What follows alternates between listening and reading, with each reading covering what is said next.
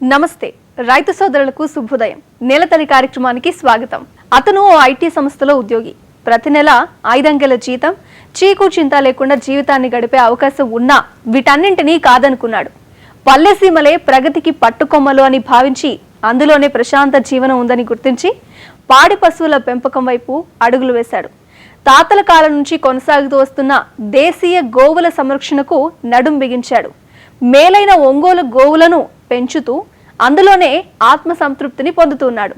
ఒంగోలు గోవుల సంరక్షణకు కృషి చేస్తున్న నెల్లూరు జిల్లా రైతు పాలపర్తి వినోద్ అనుభవాలను ఇవాల్టి నేలతల్లి కార్యక్రమంలో చూసేద్దాం పదండి. గోవుల సంరక్షణకు శ్రీకారం చుట్టి ఉన్నతమైన ఉద్యోగాన్ని సైతం వదులుకొని ఒక మారుమూల పల్లెలో గోపాలుడిగా అవతరించి గోవులను సంరక్షిస్తున్నారు నెల్లూరు జిల్లాకు సంబంధించిన సర్వేపల్లి వాసి వినోద్. ఐటీలో ఉద్యోగాన్ని సైతం వదులుకొని ఆ యువకుడు చేస్తున్న గో సంరక్షణ ఏంటి, గోవుల యొక్క ప్రాధాన్యత ఏంటో నేరుగా ఆ యువకుడు ద్వారా అడిగి తెలుసుకునేటటువంటి ఒక ప్రయత్నాన్ని ఇవాళ మనం నెలతల్లిలో చూద్దాం. ఇతని పేరు పాలపర్తి వినోద్. నెల్లూరు జిల్లా వెంకటాచలం మండలం సర్వేపల్లి స్వగ్రామం. ఉన్నత చదువులు చదివిన ఈ యువకుడు హైదరాబాద్, చెన్నై, బెంగళూరు వంటి ప్రాంతాల్లో వివిధ ఐటీ కంపెనీల్లో సాఫ్ట్వేర్ ఇంజనీర్గా పనిచేసేవాడు.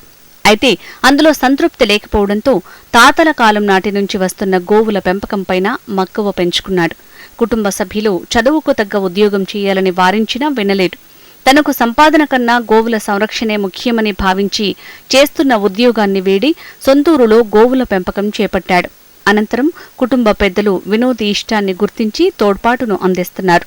నగరాల్లో గజిబిజి జీవితం గడపడం కన్నా గ్రామీణ ప్రాంతాల్లో కొద్ది మొత్తంలో ఉన్న పశు సంపద అభివృద్ధికి కృషి చేస్తుండటం ఎంతో సంతృప్తికరంగా ఉందంటున్నాడు ఈ యువ రైతు.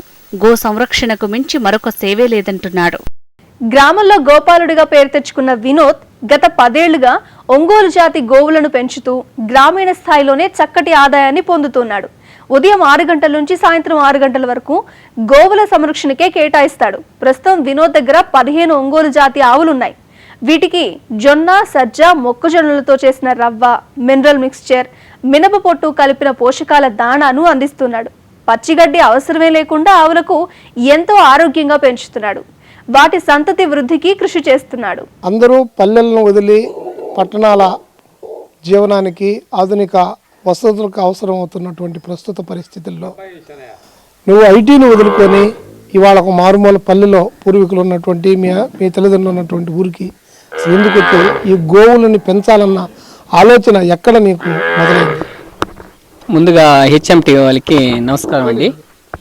నా పేరు పాలపర్తి వినోద్ కుమార్. మాది సర్వేపల్లి గ్రామం, వెంకటాచలం మండలం, నెల్లూరు జిల్లా. అందరూ చదువుకోవాలి. ఫస్ట్ ఆఫ్ ఆల్ యువత అందరూ చదువుకోవాలి. అందరూ చదువుకొని అందరూ జాబులు పోతే వ్యవసాయం చేసేవాళ్ళు కూడా ఎవరో ఒకటి రావాలి కదా పుట్టుకోలు. 100 మంది చదువుకుంటే 100 మంది జాబులకి వెళ్ళిపోయి ఇన్ని వదిలేస్తే వీళ్ళు చేసేవాళ్ళు ఎవరు వస్తారు ఈ రోజుల్లో? నాకు ఫస్ట్ ఆఫ్ ఆల్ ఈ ఒంగోలు జాతావుల్ని పెంచేదానికి మాకు అనువంశం కాడి నుంచి మా తాతల నాన్న కాడి నుంచి ఆవులు అనేది ఉన్నాయండి.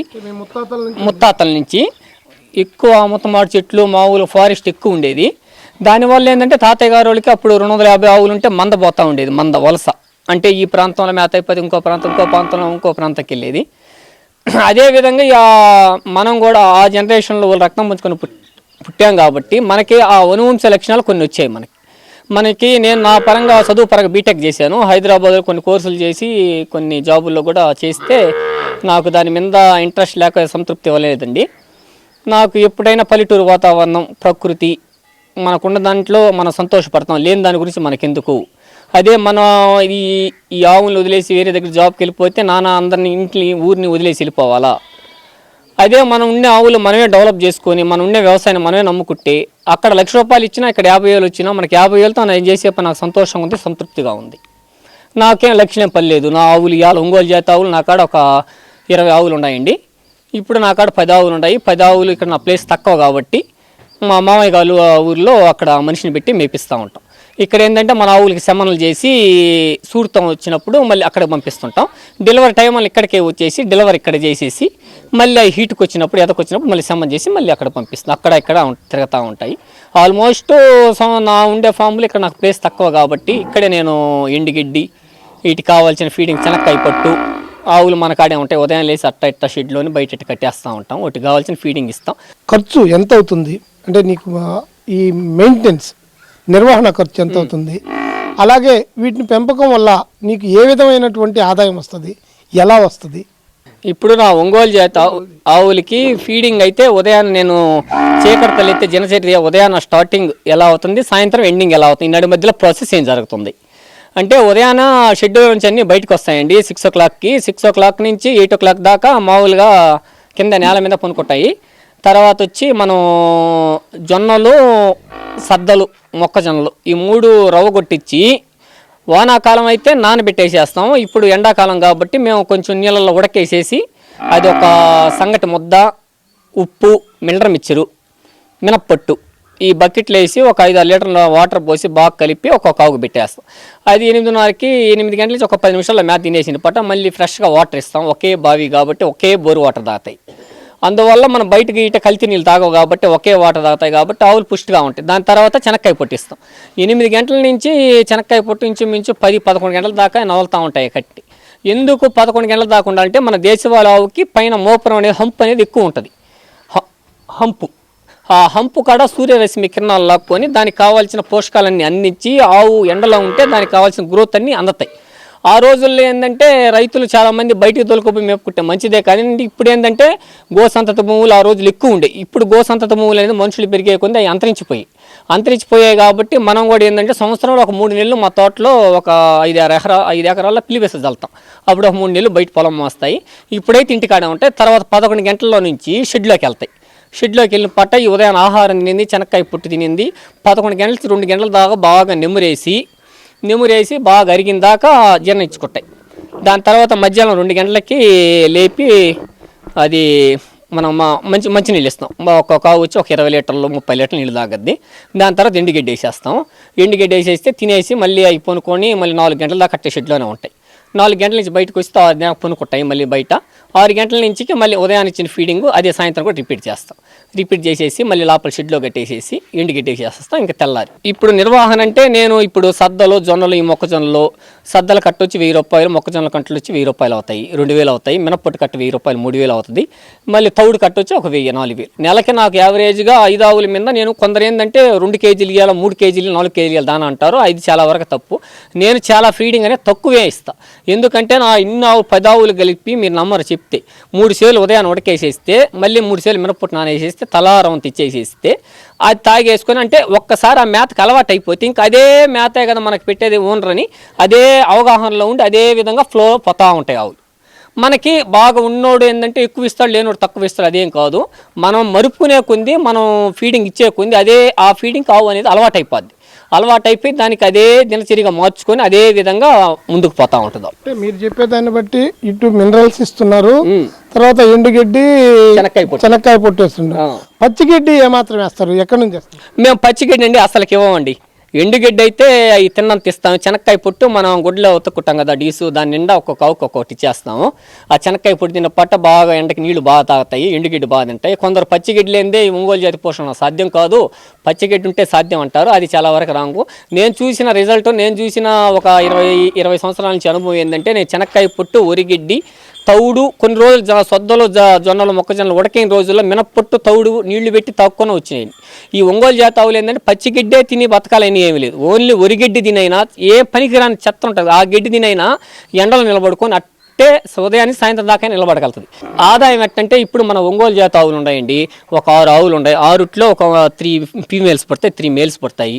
ఫీమేల్స్ మనం ఉండించుకున్న 3 మేల్స్ ఒక సంవత్సరం తర్వాత ఒక దూడ 40,000, 50,000, 60,000 అట్ట పోతాయి. అంటే మనం స్టోన్ పులి కాంపిటీషన్ కానీ బండలాగేదానికి, వ్యవసాయానికి, ఆవుల మీద క్రాసింగ్కి ఇట్లా మన పెద్ద అన్ని 60 ఇంచులు అట్టుంటాయి కాబట్టి క్వాలిటీ గల ఎనిమల్స్ కాబట్టి మన కాడ దూడల్లో ఈ పక్క చుట్టుపక్కల రైతులు వాళ్ళు తీసుకుపోయి వాళ్ళు ఆవులు క్రాసింగ్ చేయించుకొని దాని చేత క్రాసింగ్ చేసినప్పుడు ఏంటంటే దాని అనువంశ లక్షణాలు తల్లి పీడిగిరి, తండ్రి పీడిగిరి బాగుండాలి. ఆ 2 డిగ్రీ బాగున్నప్పుడు దూడ ఆటోమేటిక్గా జెంటికల ప్రకారం అదే బ్లడ్ లైన్ చుట్టింది కాబట్టి ఈ కోట చేత ఆవులు దాటిస్తే ఒక ఆ ఆవులకి మంచి దూడ పుడతాయని అందరికీ అభిప్రాయం, ఉద్దేశం. నాకు నెలకు వచ్చి చాలా మంది చెప్తాను నాకు 15,000 అవుతాయి, 20,000 అయిపోతాయి అంటారు కానీ నాకు 10 ఆవుల మీద నెలకు ఒక 5,000 పెడతాను. కొరవన్నీ మేము చేసుకుంటాం. మాకు ఎండుగడ్డి మా చేలో మాకు ఒక 10 ఎకరాల పొలం ఉంది. ఆ పొలంలో బండిన వరిగడ్డి. మాకు ఈ చెనక్కాయ పొట్టు వచ్చి ఒక 7 రోజులు దొరిస్తాం మా పక్క ప్రాంతం కాడి నుంచి. ఆ చెనక్కాయ పొట్టిస్తాము. దాని తర్వాత ఏంటంటే మనకి ఎండుగడ్డి చెనక్కాయ పొట్టు తిన్న వల్ల మనకు ఎరువు అనేది ఆటోమేటిక్గా వచ్చేస్తుంది. ఆ ఎరువుకి ఆ ఎండుగడ్డికి సరిపోతుంది ఖర్చులు. మనకేమంటే ఈ నెలకి 5,000 కదా అవుతాయి. 5,000 నాకు మంచి దోళ్ళు ఒక 4 దోళ్ళు పుట్టాను. ఒక్క దోడు 50,000 వేసుకున్నా 4 దోళ్ళు 2 లక్షలు పోతాయి కదా. అట్టా ఏదైనా రైతు మంచి ఆవులు పెట్టుకుంటే ఫస్ట్ ఆఫ్ ఆల్ అమ్మల మంచిగా ఉండాలి.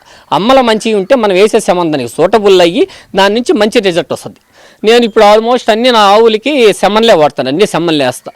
కొన్ని సెమన్లు ఉన్నాయి. అవి మంచి నంద్యాల సెమన్ బ్యాంకు, మన Karimnagar semen bank, Visakhapatnam semen bank, గుంటూరులో లాంఫామ్ సెమన్ బ్యాంకు ఉన్నాయి. కొన్నిలో అక్కడ ఓల్డ్ ట్రాక్ బుల్స్ ఉన్నాయి.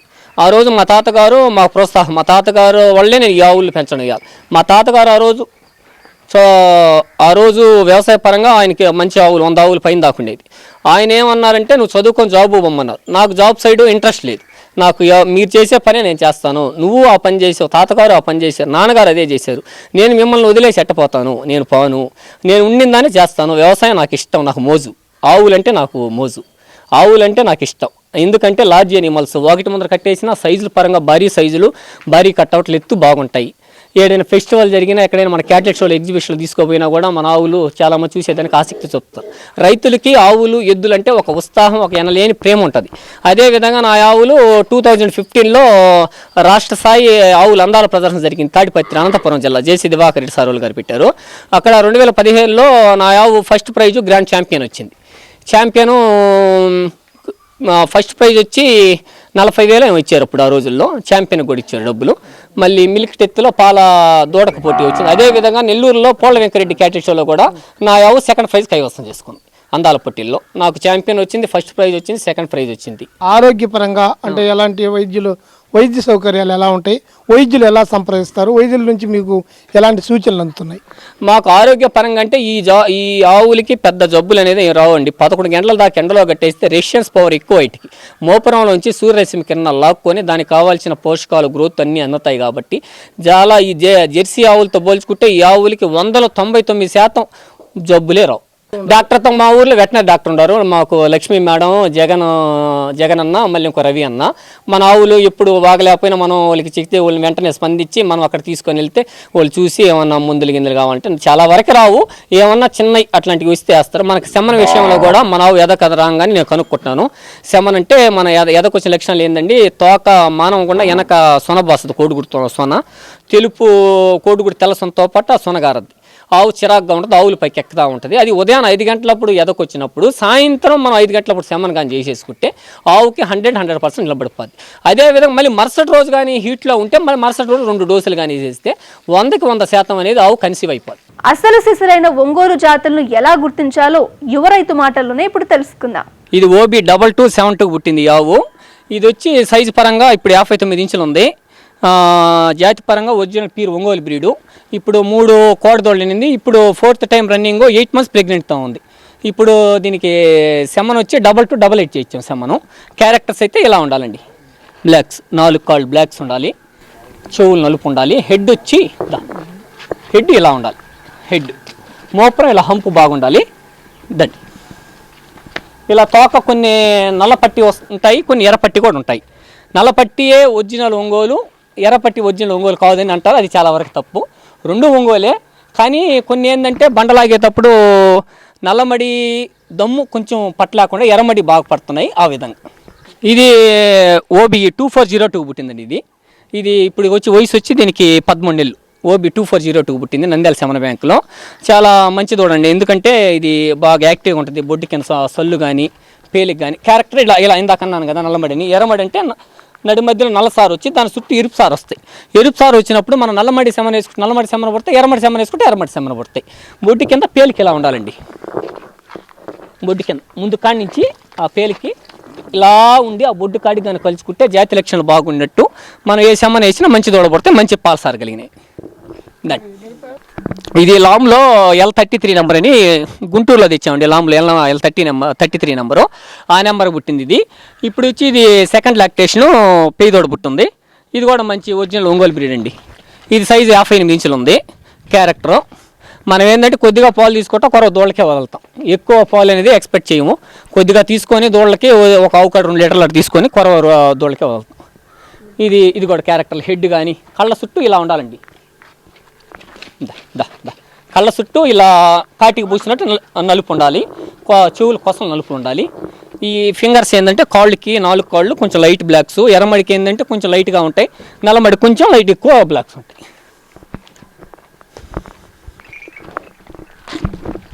ఇది కూడా లామ్లో L33 నెంబర్ పుట్టింది. ఇందా చెప్పాను కదా, ఆ నెంబర్కే పుట్టింది. ఇది కూడా ఇది ఫస్ట్ హీఫర్. ఇది 2 టెత్తులో ఉంది. ఇది వచ్చి ఇప్పుడు కన్సీవ్ అయ్యి 1 మంత్ ప్రెగ్నెంట్తో ఉంది. L47 చేయించాం దీనికి. ఇది కూడా మంచి ఇది బ్లాక్స్ కానీ ఇప్పుడు ఇది 58 ఇంచులతో ఉంది. మంచి పెయ్యండి. ఇది బాగా సైజు కానీ క్యారెక్టర్లు కానీ ఒరిజినల్ హెడ్ కానీ కళ్ళ చుట్టూ కానీ మంచి పెయ్యి. ఇది ఇందా చెప్పాను కదా, ఇది Karimnagar semen bank. Karimnagar semen బ్యాంకులో OB 3203 నెంబర్ పుట్టింది. ఇది ఆవు ఫస్ట్ లాక్టేషను. ఇది 61 ఇంచు ఉంది సైజు. చాలా యాక్టివ్ అండి. ఏమందో పాలు బాగా ఇస్తుంది. ఇప్పుడు ఈయన ఉంది, దూడ కూడా 10 రోజులు అవుతుంది. ఈయన చూపిస్తారండి. దీని క్యారెక్టర్ ఏంటంటే దీనికి బోన్ పవర్ బాగా ఎక్కువ. సైజు వచ్చి 61 ఇంచులు ఆవు సైజు. బోన్ పవర్ కానీ కాళ్ళు కానీ లెగ్స్ మా ఆవుల్లోకి టాప్ క్వాలిటీ ఆవుండి. ఇది బాగా సైజు కానీ ఫస్ట్ లాక్టేషన్. ఇప్పుడు కోడదోడ పుట్టింది. కోడదోడ వచ్చి L1 శివాబులు పుట్టింది. L1 శివాబులు అనేది 1992 నెంబర్. స్ట్రా మీద కూడా 1992 ఉంటుంది. దాని సెమన్ లాంగ్ ఫామ్లో తెచ్చి ఇక్కడ మా ఊర్లో మా డాక్టర్లు వెటనరీ డాక్టర్ లక్ష్మీ మేడం వాళ్ళు అంతా బాగుంటారు కాబట్టి దాని నుంచి సెమన్ వేస్తే దీనికి తోడ పుట్టింది. మరి ఇది బండలాగుడు లాంటికి మనకి బండకే పోతాయండి. ఆల్మోస్ట్ బండకి కొన్ని 100కి 100 దూడలు బండగా పోవు. 100లో ఒక 80-70 దూడలు బండకు పోతే కొన్ని వ్యవసాయానికి కొన్ని ఆవుల మీద క్రాసింగ్ కట్టిపోతాయి. మంచి టాప్ క్వాలిటీ అండ్ హెడ్ కానీ ఇప్పుడు ఫస్ట్ లాక్టేషన్ కోడదోడ పుట్టాం. ఇది OB 2266 అండి. OB 2266 అనే నెంబర్ పుట్టింది. OB 2266 అనేది నంద్యాల సెమన్ బ్యాంకులో టాప్ క్వాలిటీ బుల్ట్. అది అప్పుడు నారా చంద్రబాబు నాయుడు సార్ గారు వాళ్ళు కూడా అక్కడ షో పెట్టిస్తే తిరుపతిలో అది దానికి ఫస్ట్ ప్రైజ్ వచ్చింది. ఆ బుల్లు బాగుందని దాని అమ్మ నాన్న పీడిగ్రీ బాగుందని దాన్ని నంద్యాల సెమన్ బ్యాంక్ వాళ్ళు తీసుకుంటే అప్పుడు ఓల్డ్ ట్రాక్ సెమన్ 2266 అనేది ఆ నెంబర్ పుట్టింది. మా ఇంట్లోనే పుట్టింది. ఈ సైజ్ పరంగా మంచి పీరు ఒంగోలు జాతి. ఇప్పుడు దీనికి కోడదోడ ఫస్ట్ వచ్చి పెయ్యి దూడ పుట్టింది. ఇప్పుడు కోడదోడ పుట్టింది. ఇప్పుడు మళ్ళీ కోడదోడకు వచ్చి వయసు వచ్చి 8-9 నెలలు. ఇప్పుడు మళ్ళీ 1 మంత్ 1 నెల ప్రెగ్నెంట్తో ఉంది. మళ్ళీ సెమన్ చేసి క్యారెక్టర్. ఇది మంచి మిల్క్ అండి. ఇది 2వ ఈతలో సెకండ్ లాక్టేషన్లో ఉదయం వచ్చి 4 లీటర్లు, సాయంత్రం ఈవినింగ్ వచ్చి 3-4 లీటర్ దాకా పాలు ఇచ్చింది. మంచి టాప్ క్వాలిటీ మా ఆవుల్లోకి. మంచి జాతి లక్షణాలు, బోన్ పవర్ కానీ ఈ ఆవులు ఏంటంటే కొంచెం బలం తగ్గుతాయి. సూడి మీద ఆవులు ఏంటంటే కొంచెం బలం మీద ఉంటాయి. ఈ ఆవులు బలం ఎందుకు తగ్గుతాయి అంటే దూడలు పాలు తాగుతూ ఉంటాయి కాబట్టి కొంచెం రక్తం పోతూ ఉంటుంది కాబట్టి ఆల్మోస్ట్ అనేది ఆ బలం తగ్గినట్టుగా అవుపడతాయి. మంచి క్యారెక్టర్, మంచి సైజు కానీ కళ్ళ చుట్టూ నలుపులు కానీ చెవులు కానీ కొమ్ము చివర్లు కానీ అందంగా మంచి రొమ్ములు కూడా చూస్తే రొమ్ము కట్టు కూడా చూడండి. బొడ్డు కింద పేలిక ఇలా ఆ పేలికి మెడకాడి నుంచి ఆ రొమ్ములు దాకా కలుసుకొని ఉండాలి. ఆ పేలిక ఇలా ఈ పేలికి ఇలా కలుసుకొని ఇలా రొమ్ముల్లోకి కలుసుకో. అది ఏంటంటే 4 రొమ్ములు అట్లా లావు కొట్లో ఉంటే మంచి పాల సారగలిగిన. ఇది దాని సన్నేనండి. దీని సన్ ఇది 2266 పుట్టిన సన్ను. ఇది వచ్చి OB 2287 నెంబర్కి పుట్టింది. ఇది వచ్చి పుట్టినప్పుడు 39 కేజీలు ఏమో పుట్టింది. ఇది కాటా వీటు. చిన్నప్పుడు ఏంటంటే నల్లమడి సెమన్ వేస్తే ఇరుపులు వస్తాయి. నల్లమడికి ఎర్రమడి సెమన్ వేస్తే తెలుపులు పడతాయి. ఇదేంటంటే చిన్నప్పుడు ఎరుపుగా పుట్టింది. ఇప్పుడు కలర్ చేంజ్ అవుతుంది. ఇప్పుడు 9 మంత్స్. దూడ మంచి మోపురం కానీ ఉద్దరం కానీ. ముళ్ళుకు ఉండాల్సిన క్యారెక్టర్లు ఏంటంటే ఇలా చూసేదానికి మెడకాడ ఈ గ్రేవీ షేప్లో ఉండాలా. కొసలో చెవులు నలుపు ఉండొచ్చు, లేకపోతే తెలుపు అయినా ఉండొచ్చు. కొన్ని ఎర్రమడికి తెలుపు ఉంటాయి, నల్లమడికి ఏమంటే నలుపు ఉంటాయి. ఇలా టెస్టికల్స్ వచ్చి మనది బీర్జాలు కొన చెవులు బీజాలు నలుపుగా ఉండాలా, పైన తెలుపుగా ఉంటాయి. తోక వచ్చి వెనక ఇలా వచ్చి ఇలా ఆనిపోవాలి. ఈ మోకాలు ఉంటాయి కదా, మోకాల కాడికి వచ్చి ఆగిపోయి ఆ నుంచి కుచ్చి కిందకి దిగాలి. ఇది మంచి బోన్ పవర్ గల్ల బుల్ అండి. బాగా సైజు బాగా వస్తుంది. చాలామంది ఆవులు అడుగుతున్నారు ఇక్కడ. ఇప్పుడు మిల్కింగ్లో ఉంది కాబట్టి ఇప్పుడు ఇవ్వలేదు. నమస్తే పెద్దాయనా, మీరు ఎంతకాలంగా ఈ ఆవులు పెంచుతున్నారు? మీ మనవడికి ఎలా దీన్ని అలవాటు చేశారు? నేను కొంత కాలం నుంచి కనీసం 50 సంవత్సరాల నుంచి, నాకు 80 చిల్లర వయసు, 60 సంవత్సరాల నుంచి ఆవులు, మా కుటుంబం అంతా 250 ఆవులు ఉన్నాయి నాకు. ఆ ఆవుల్ని పెంచుతూ అడవుల్లో మేస్తా వచ్చేది, మనుషులు దొరుకుతూ వచ్చేది. ఈ రోజుల్లో మనుషులు లేరు. భూములు వ్యవసాయానికి వెళ్ళిపోయినాయి కొన్ని భూములు అంటారు. అదేవిధంగా అడవులు నరికి వ్యవసాయానికి ఇచ్చేస్తూ ఉన్నారు కొన్ని దగ్గర. కానీ కొన్ని ఆవులు నిలుపో లేకుండా పోయినాను మనుషులు లేని దానివల్ల. ఇప్పుడు దాని పరిస్థితి ఏంటంటే వద్దురా నువ్వు చదువుకోరా పోరా ఉద్యోగానికంటే మన వదిలి నేను బాను నాకు ఇది ఆనందంగా ఉందని వాడు ట్రై చేశాడు. కానీ చేసుకుంటా ఉన్నాడు. నా ఉద్దేశం కూడా ఏంటంటే సరే ఇంటికాడ ఉన్నాడు చేసుకుంటున్నాడు, ఆ ₹1,00,000 ఇచ్చే బదులు 50,000 వచ్చినా కూడా పోతే మమ్మల్ని కనిపెట్టుకొని వాడు ఉంటున్నాడు. మా సంసారం బాగానే ఉంటుంది. ఆయన ఆడుకోబోయి మేము ఆడనో పోయి ఏదన్నా జరిగినప్పుడు మా మొహం వాడు చూసేది లేదు. చచ్చిన తర్వాత మా పరిస్థితి వేరే. ఇట్లాంటి అని కళ్ళ ముందు ఉంటాడు, కళ్ళ ముందనే బాగుంటుంది. 50,000 ఇచ్చినా బాగుంటుంది, 30,000 ఇచ్చినా బాగుంటుంది. లక్షలు వచ్చిన పాట ఏమీ లేదు. మనం ఏమి ఎత్తుకొని పోయేది ఏమీ లేదు. మనకు ఆనందంగా ఉంటాడు మన బిడ్డ మన దగ్గర అని నా ఉద్దేశం. అంటే గతంలో ఆవులు ఎన్ని ఉండేది మీ దగ్గర, ఎన్ని ఎద్దులు ఉండేది? నా దగ్గర 4 గాళ్ళ ఎద్దులు ఉండేది, 250 ఆవులు ఉండేది. ఆ రోజులు ఫారెస్ట్ బాగుండింది, అడవి చిక్కదనం, ఇది నల్లలు ఉండేది, చిక్కుడాకు ఉండేది, అన్నీ మనుషులు ఉండేది. అడవికి దోలకపోతే సాయంత్రం దోలకు వచ్చేది, దొడ్లో దోలుకునేది, కావాల్సి గెడ్డేసేది ఉన్నారు. ఈ రోజులు అంతరించిపోయింది, మనిషే లేకుండా పోయినాడు. కానీ వాటి పోషణ చేసేవాళ్ళు లేక కొన్ని ఇచ్చేసా. మీకు వాటి మీద మమకారం పోలా? వాటి ముందు మమకారం మాకు పోలా. మేము చేయలేకపోయినాం కదా, మమకారమే ఉంది, చేయలేం కదా. కాబట్టి నా మనవడు వచ్చాడు, నా కొడుకు వచ్చాడు, కొడుకు దోస్తా వచ్చాడు, నా మనవడు వచ్చాడు. వాడు ఇంట్రెస్ట్గా అన్నీ చేస్తున్నాడు. కానీ చేసుకోమని గమ్మని అయిపోయినా నేను. వినోద్ గోపాల్ వాళ్ళ నాన్న వినోద్ ఉన్నాడు ఇక్కడ. ఆయన దీన్ని ఎలా ప్రోత్సహిస్తున్నాడు, ఈ ఆవులు యొక్క సంతతి ఎక్కడి నుంచి వచ్చిందో ఆయన్ని కూడా అడిగి తెలుసుకునే ప్రయత్నం చేద్దాం. సార్ చెప్పండి, మీ పేరేం పేరు సార్? నా పేరు పాలపర్తి నారాయణ. ఎలాగా మీరు ఎంతకాలం నుంచి మీ ఆవులు పెంచుతున్నారు? మీ కొడుక్కి దాన్ని ఎలా అలవర్చారు? మేము మా నాయన చూస్తున్నాడు. మా నాయన వచ్చిన తర్వాత నేను ఇంటర్మీడియట్ దాకా చదువుకున్నాను. ఈ సేద్యం బద్యం చూసుకుంటా ఎక్కడన్నా మంచి దూడ ఆవుల మీద కోడి దూడ ఉంటే కరవాద నుంచి కూడా నేను తోలుకొని వచ్చాను. కోడి దూడని చింతలదేవ ఫారంలో దామోదర్ నాయుడు ఒకటి ఇచ్చాడు మనకి. బాగా ముఖ్యమైన నాకు ఒక 200 గొర్రెలు ఉండేవి, ఆవులు ఒక 250 దాకుండేవి. ఈ మనుషుల వల్ల ప్రాబ్లం అయ్యి అడవి అంతా ముంతమాడి చెట్లు జామాయిలు వేసేసారు. కాబట్టి కొన్ని వదులుకొని కొన్ని మనకు లోబడినట్టు పెట్టుకొని మేము చూస్తున్నాము. అప్పుడు 85లో ట్రాక్టర్ తెచ్చుకుంటే దాన్ని రిపేర్ చేసుకొని శుద్ధంగా గుడివాడి తొట్టి పెట్టుకొని నీట్గా మేము వ్యవసాయం చేసుకుంటున్నాం. నౌకర్లకు మా పిల్లలు పోతా అన్న నీ ఇష్టం నాయన అన్నాము. నువ్వు వద్దులే, మిమ్మల్ని వదిలి నేను ఎక్కడ పోయేది, ఈ వ్యవసాయం చేసుకుంటామని ఇవే చేసుకుంటా సర్వేపల్లి గ్రామంలో ఉన్నాం మేము.